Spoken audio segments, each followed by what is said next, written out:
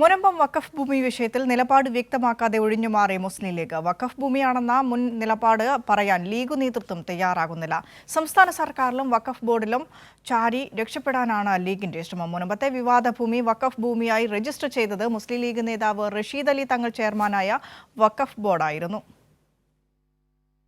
1950 മതവിദ്യാഭ്യാസപരമായ ആവശ്യങ്ങൾക്കായി എറണാകുളം ജില്ലയിലെ കുഴിപ്പള്ളി, പള്ളിപ്പുറം എന്നീ വില്ലേജുകളിൽ സ്ഥിതി ചെയ്യുന്ന 44.76 ഏക്കർ സ്ഥലം കോഴിക്കോട് ഫാറൂഖ് കോളേജിന് വേണ്ടി മുഹമ്മദ് സാജിദ് സേട്ട് വഖഫ് ചെയ്തിട്ടുള്ളതാണ്. 2115/1950 നമ്പർ വഖഫ് ആധാരപ്രകാരം ഇത് വഖഫ് ഭൂമിയാണെന്ന് എടപ്പള്ളി രജിസ്ട്രാർ ഓഫീസ് രേഖകളുണ്ട്.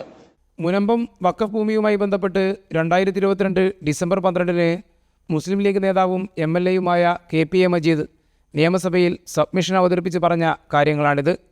മുനമ്പത്തേത് വഖഫ് ഭൂമിയാണ്, ഇതിനാവശ്യമായ രേഖകളുണ്ട്, ഭൂമി കൈമാറ്റം നിയമവിരുദ്ധമാണ് തുടങ്ങിയ കാര്യങ്ങളാണ് ലീഗ് MLA നിയമസഭയിൽ പറഞ്ഞത്. താമസക്കാരിൽ നിന്ന് നികുതി സ്വീകരിക്കാൻ റവന്യൂ വകുപ്പ് തീരുമാനം വന്നപ്പോൾ കോഴിക്കോട് വഖഫ് ബോർഡ് ഓഫീസിന് മുന്നിൽ വഖഫ് ഭൂമിയാണെന്ന് പറഞ്ഞ് ലീഗ് പ്രതിഷേധ ധർണയും നടത്തി.